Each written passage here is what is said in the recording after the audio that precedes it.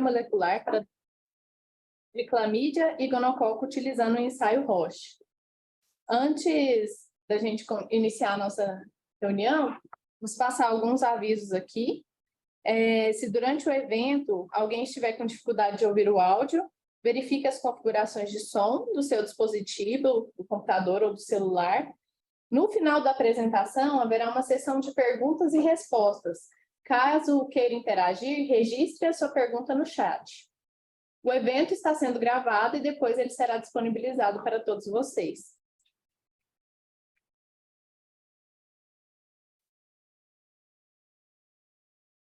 Boa tarde a todos, sejam todos bem-vindos.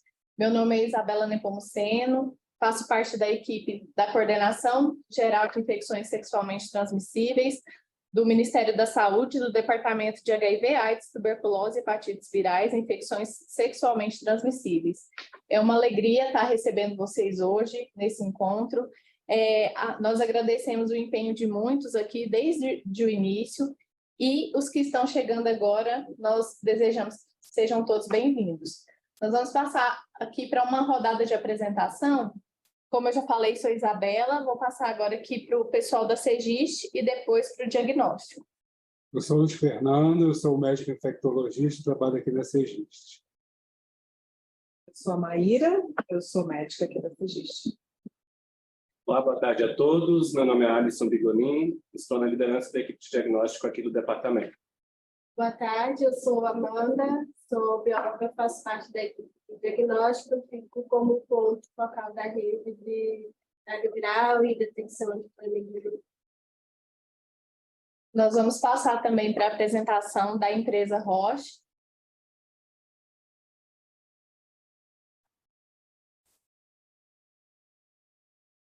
Olá, boa tarde a todos. Meu nome é Lívia, eu sou assessora científica, especialista de biologia molecular da Roche. Boa tarde a todos, sou Igor, sou representante, faço parte da Roche como representante comercial. Então, vamos dar início à nossa apresentação. Vou compartilhar a tela aqui com vocês.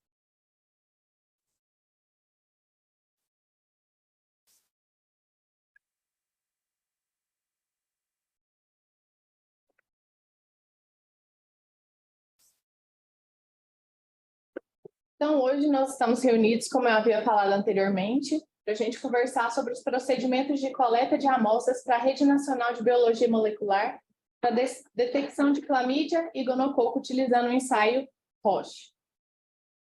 Então, qual que é a importância, né? As infecções sexualmente transmissíveis, as ISTs, elas são responsáveis por altas taxas de mortalidade e por elevados custos em saúde pública no mundo todo. Nos homens, as ISTs causadas por clamídia ou gonococo ocorrem predominantemente de maneira sintomática, causando síndrome do corrimento uretral, enquanto que em mulheres, essa infecção é prioritariamente assintomática. A detecção precoce e o tratamento oportuno da clamídia e da Neisseria gonorreia são fundamentais, pois os casos não tratados de maneira adequada podem gerar danos graves e até irreversíveis à saúde do paciente, como a infertilidade, a doença inflamatória pélvica, implicando em consequências médicas, sociais, psicológicas e econômicas. O teste de biologia molecular, ele é um teste que ele apresenta um maior desempenho se comparado com os outros. Como vocês podem ver aí, o teste de biologia molecular ele já está previsto no SUS e tem aqui a tabela SIGTAP, que mostra na descrição que consiste em testes que utilizam a técnica de biologia molecular para diagnóstico de infecções por clamídia e Neisseria em amostras biológicas.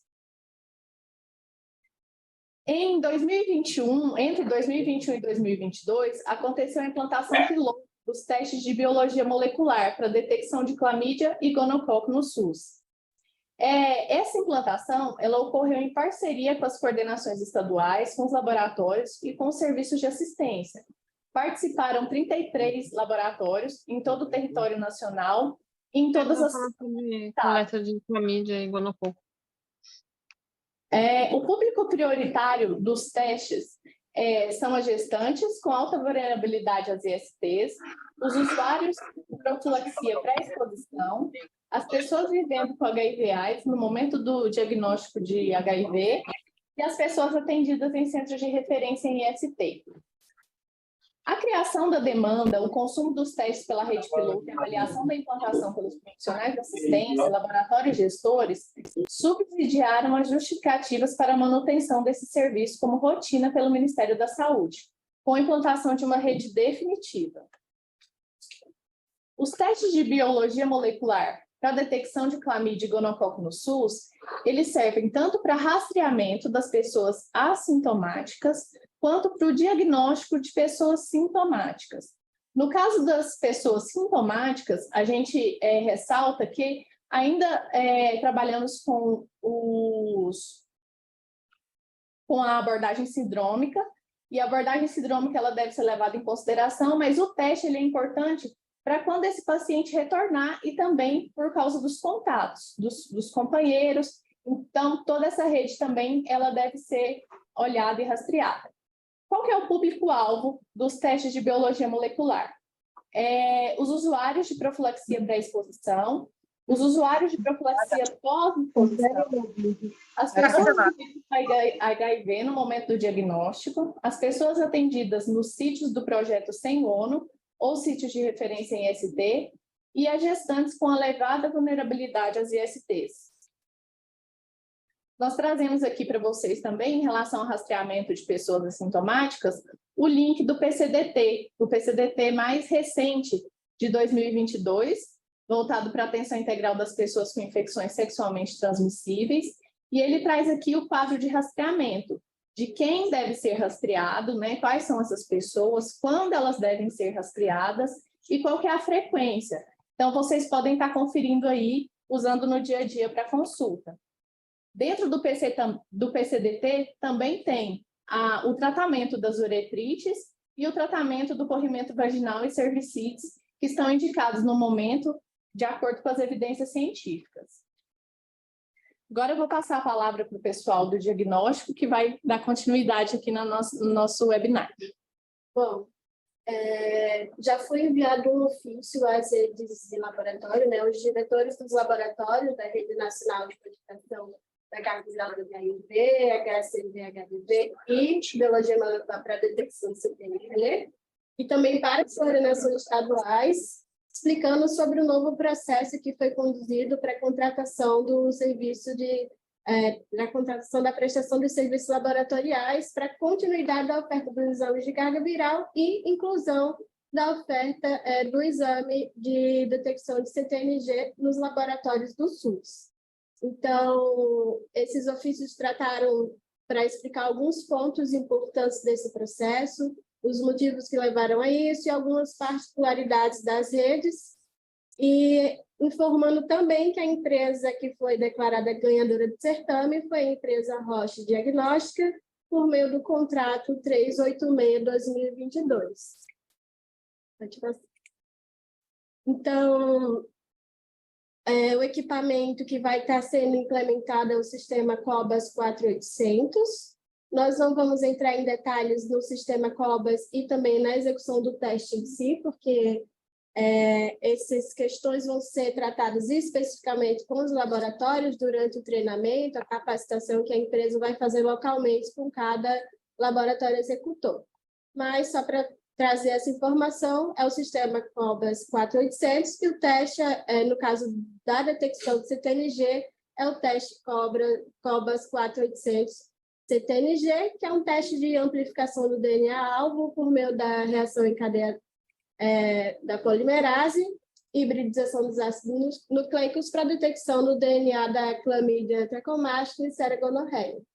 Então, está previsto, no caso do COBAS 4800, a utilização de amostras de esfregaços endocervicais, esfregaços vaginais, coletados pelo médico, e urina proveniente de homens e mulheres. Então, isso permitindo aí a detecção precoce e o tratamento oportuno da infecção, como já foi trazido aqui inicialmente na apresentação.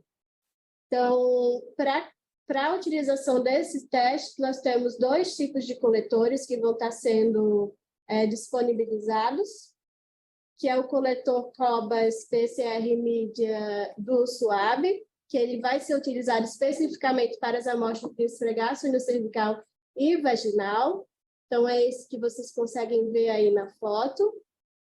Ele também vai estar sendo apresentado aqui, né, na apresentação da empresa, e também o coletor PCR Urine Sample, que é específico para amostras de urina. Então, nós temos um coletor que é específico para as amostras que vão utilizar SUAB e um específico para as amostras de urina, tá bom? Então, é importante a gente até destacar aqui para vocês que, nesse caso, para a rede CTLG, utilizando o teste COBAS 4800, vocês só vão poder estar utilizando esses 3 tipos de amostras, que é esfregaço cervicais, vaginais e urina. Então, para o coletor de urina, só para trazer uma questão que não foi implementada no projeto piloto, mas está previsto, sim, o fornecimento daquele tubo primário para a coleta de urina, que precede aí a utilização desse insumo que vocês estão vendo na foto, tá bom? Que é o coletor primário. Então, vai vir, sim, a complementação dele. Pode passar. Então, agora nós vamos passar a palavra para a Lívia, da empresa Roche, que ela vai estar trazendo para vocês todas as questões relacionadas à coleta de amostras, utilizando esses coletores que a gente apresentou, tá bom? Lívia, você consegue projetar aí? Consigo sim, Amanda, obrigada. Vamos lá. Todos veem minha tela? Sim, Lívia.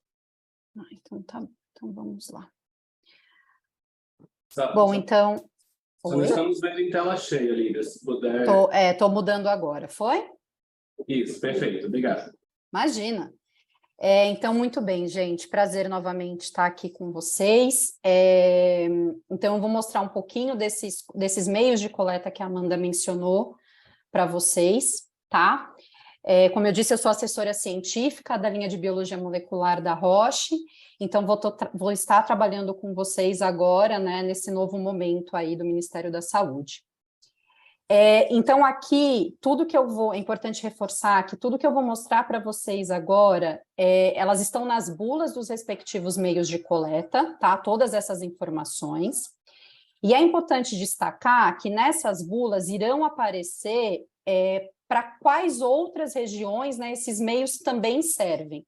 Então, aqui eu só quero reforçar a mensagem que a Amanda trouxe, que no caso do COBAS 4800, que é o sistema que nós vamos utilizar nesse momento, o que a gente vai usar a coleta de urina feminina e masculina, a coleta vaginal ou endocervical, tá? Então, vamos começar pelo de urina, né? Falando um pouquinho desse meio de coleta. Então, ele é utilizado para o transporte, né, dessa amostra de urina, ele vai estabilizar os nossos ácidos nucleicos, né, da urina, e serve como esse meio de transporte e armazenamento dessas amostras, tá? Importante aqui ressaltar que se a urina coletada ela tiver qualquer excesso de sangue, ou seja, se ela estiver castanha ou um vermelho escuro, deverá ser eliminada e não utilizada, tá? Então, aqui a gente reforça, né, o mais límpido possível a qualidade dessa urina. E aqui um outro ponto de atenção, que embora seja pouco provável, né, qualquer lubrificante, gel que estiver, né, na região pode interferir no teste e não deverá ser utilizado durante a coleta, tá? Cada embalagem ela é única utilização, então não dá para reutilizar, ela é para um uso único. Ela vem com uma pipeta descartável, que eu vou mostrar para vocês, e se essa estiver danificada ou com alguma ranhura, não utilizar, tá? E aqui só reforçando para jamais utilizar esses meios de coleta fora do prazo de validade. Então, aqui é um pouco de como é feita essa coleta de urina, né? Então, a primeira informação, né, e uma das mais importantes, a coleta, o paciente não deve ter urinado por pelo menos 1 hora, tá? Isso porque, né, o maior volume de urina, a gente vai reduzindo a sensibilidade, por isso a gente pede para fornecer a primeira urina matinal, aproximadamente aí entre 10 a 50 ml do primeiro jato urinário, tá? Se não conseguir, né, o primeiro jato matinal, pelo menos 1 hora sem urinar, tá? E aqui uma nota para o sexo feminino, que não deve lavar a área antes dessa coleta, tá? Essas amostras, elas devem, né, preferencialmente, ser imediatamente transferidas, então, aqui do nosso meio, só pegar o computador, aqui do meio de coleta, né, do recipiente esterilizado, deve ser imediatamente transferido para o meio de coleta, e caso não seja possível, essa urina ela fica 24 horas estável nesse meio estéril, né, numa temperatura de 2 a 30 graus, tá? Um máximo de 24 horas, tá ok? E depois de transferida para o nosso meio de coleta, né, ela pode ser armazenada nessa temperatura de 2 a 30 durante 12 meses após a mesma, né, estar no nosso meio de coleta. Aqui é importante ressaltar, né, vocês têm um prazo para liberação do CTNG, isso aqui que a gente coloca é o que está em bula, e a estabilidade da amostra após a coleta, tá? Então, agora, antes de passar para o próximo, eu vou parar um pouquinho só para tentar mostrar para vocês, aqui na minha câmera, ao vivo, o que é o meio de coleta da Roche, tá? Então, ele vem assim, com essas informações que estavam nessa foto em português, ele tem aqui atrás. Ele tem um negócio fácil de abrir aqui, assim, onde a gente puxa. O meio de coleta vem já com a solução, tá? Onde o material será alisado, então a gente não mexe nessa solução aqui. Com a pipeta que vem dentro do kit, nós pegamos e transferimos a urina do meio estéril, que será fornecido também, para esse meio daqui. O que é importante ressaltar aqui também é que ele tem essa janela, né, aonde o volume de urina tem que estar na hora de transferir. Quando a gente enche uma pipeta dessa, dá geralmente aqui na metade, tá? Então, se a gente enche uma picetinha dessa, eu tô com água aqui só para realmente vocês terem uma ideia. E a gente transfere para cá. Um pouquinho mais da pipeta, ele vai dar no meio aqui. Então, ele tem que ficar mais ou menos nessa janelinha, tá? Então, como a Amanda já tinha falado, esse meio estéril, ele será enviado também, tá? E aí, é só transferir para o meio de coleta imediatamente, preferencialmente, ou em, no máximo, 24 horas. Vou voltar aqui para a minha tela. Tá? Bom, essas informações que eu mostrei para vocês está nessa foto aqui, tá? Então, transferir imediatamente a urina para o meio. Depois, né, ficar nessa área aqui, né, entre essas duas marcações aqui, o nível do fluido, tampa e vai misturar por inversão mesmo umas 5 vezes, tá? O fêmur tem 1,62 m. Acho que tem algum áudio aberto. Com forte pescoço. E a cauda chega a 8 metros de comprimento. O gigante herbívoro viveu entre 85 e 63 milhões de anos Só um minuto. Pronto. Muito bem. Então, aqui agora, né, esse foi, então, o nosso meio de coleta de urina. Eu vou falar um pouquinho agora do meio de coleta, que é o PCR mídia dual swab, que são para as coletas endocervical e vaginal, tá? Muito bem. Então, o dual swab, então, ele também vai ser responsável para transferir essas amostras, né, coletadas. A gente tem um cuidado na hora de quebrar esse swab, né? Porque eu vou mostrar para vocês, a gente quebra esse swab já dentro do meio de coleta. Assim como eu mencionei na coleta de urina, e principalmente aqui, lubrificantes, gel e creme podem interferir no teste e não devem ser utilizados antes ou durante a coleta, tá?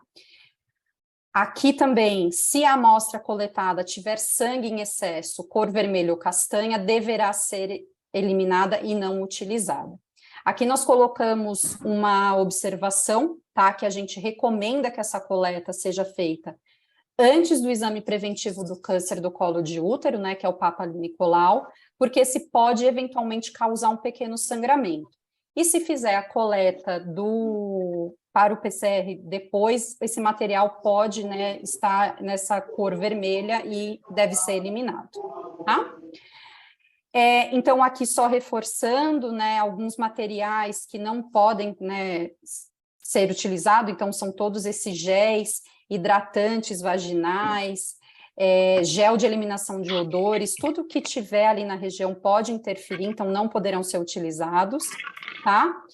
E aqui uma observação que a amostra, né, do esfregaço, ela tem que ser coletada adequadamente e um único esfregaço com a haste quebrada pela linha tracejada, tá?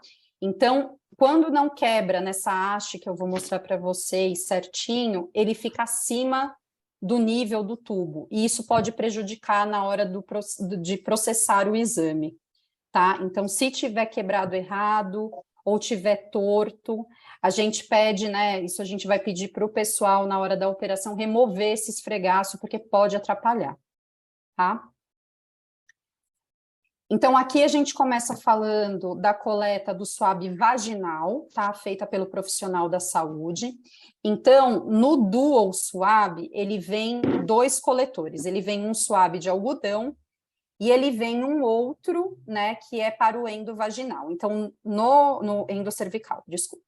Para o vaginal, eles vão, né, o profissional da saúde vai usar o swab, ele vai coletar aqui na região indicada, não colocar a mão, né, depois dessa coleta, colocar esse swab dentro do meio de coleta, né, e quando estiver no meio de coleta, ele dobra nessa marca que tem, né, na haste do swab, e ele vai ficar dentro do meio de coleta, tá? Vai fechar o tubo e ele já pode ser enviado para processamento, ok? Então, ele vem esses dois, né, esses 2 meios para serem coletados. No vaginal, a gente só usa o swab, tá?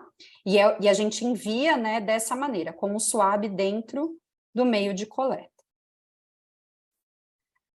Aqui, para a amostra endocervical, também coletada por parte do profissional da saúde, né, ele vai utilizar os 2, tanto o swab quanto o outro, tá? O swab, ele será utilizado no momento para limpar, né, para tirar qualquer excesso de muco que tem na região vaginal. Vai ser jogado fora esse swab, e depois ele vai vir com esse swab B, que tem uma haste diferente, para fazer a coleta endocervical. Da mesma maneira que o swab de algodão, ele vai colocar dentro do meio de coleta, né, até que a linha fique ali visível para fazer a quebra, fechar e enviar esse tubo, tá? O que é muito importante aqui, tem uma observação aqui em cima, tanto para a coleta endocervical quanto a vaginal, é que esse swab não deve ser umedecido antes da coleta, né, nessa solução que tem no meio. Então, ele vai exatamente como a gente tira da embalagem, tá? Aqui um pouco sobre o transporte. Então, após essa coleta, né, vai armazenar, também de 2 a 30. Eles também têm uma estabilidade de 12 meses após a coleta, estando no meio de coleta, tá? E uma nota é que essas amostras, né, endocervicais ou vaginais, às vezes ela contém esse muco excessivo, né? E pode ocorrer um erro de pipetagem nos sistemas, né, e elas devem ser evitadas. Por isso a importância aqui, né, com o endocervical, dessa limpeza da região, né, tirada desse muco, né, que pode ter aqui na região vaginal, tá? Então, só para terminar a minha fala aqui, eu vou mostrar também para vocês como que vem o meio de coleta, o dual swab, o endovaginal. Então, o meio é o mesmo do da urina, tá? E ele vem com os dois meios aqui dentro. Ele também tem um local para abertura.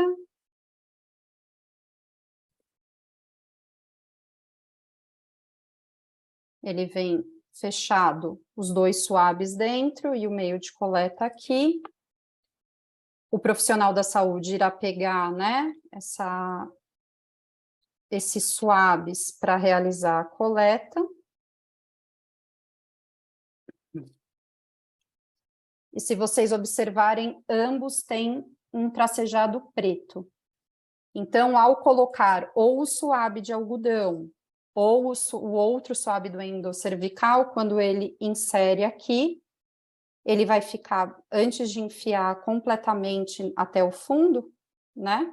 Se ele vem aqui por cima e dobra, essa haste se quebra.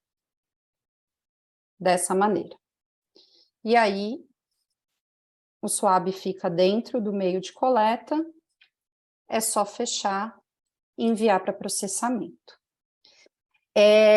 Esses procedimentos que eu fiz aqui no ao vivo com vocês, nós vamos enviar posteriormente um vídeo disso para vocês terem de acesso, tá? E eu sigo à disposição aí para maiores esclarecimentos. Muito obrigada.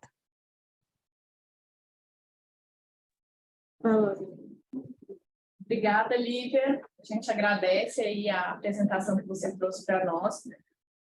A Lívia está representando a empresa Roche. Dando continuidade à nossa capacitação, a gente gostaria de frisar algumas coisas que nós elencamos como importantes. Não há recomendação de suspensão da relação sexual antes da coleta de amostras. Os lubrificantes vaginais, espermicidas, cremes hidratantes e géis que contêm carbômetro poderão interferir no teste, não deverão ser utilizados ou antes ou durante a coleta da amostra, podendo gerar resultados inválidos ou falsos negativos. Isso já foi falado pela Lívia, mas nós estamos reforçando. Se a amostra endocervical, vaginal ou de urina coletada contiver sangue em excesso, se a amostra vier de cor vermelha ou castanha, ela deve ser descartada e não utilizada nos testes. Para melhores resultados, não se deve lavar a área genital antes da coleta de amostras vaginais. Para a coleta endocervical em gestantes, deve ser realizada a partir do segundo semestre, ou seja, a partir de 12 semanas de gestação. Em qualquer momento da gestação, é possível realizar a coleta de secreção vaginal ou urina. Para a coleta de urina, o ideal é a primeira urina matinal, de 10 a 50 ml, ou coleta de amostra após o paciente não ter urinado por pelo menos 1 hora. Para ambas as situações, deve-se coletar a urina do primeiro jato. Após a coleta, a amostra deve ser transferida para o tubo de conservação do kit imediatamente. Caso não seja possível, atentar-se ao prazo máximo de até 24 horas para a realização dessa transferência. Observar a indicação do volume correto da amostra no tubo. As amostras coletadas devem ser armazenadas e transportadas na posição vertical em uma temperatura entre 2 e 30 graus Celsius por até 12 meses. Se a temperatura local de armazenamento ultrapassar a 30 graus Celsius, recomenda-se acondicionar as amostras na geladeira, evitar colocar na porta da geladeira e evitar encostar no fundo do equipamento. Só fazendo uma correção aqui, para a coleta endocervical em gestante, eu falei segundo semestre, mas é segundo trimestre de gestação, a partir de 12 semanas. Aqui a gente deixa, né, os nossos contatos, caso vocês queiram nos mandar alguma dúvida posterior. Como a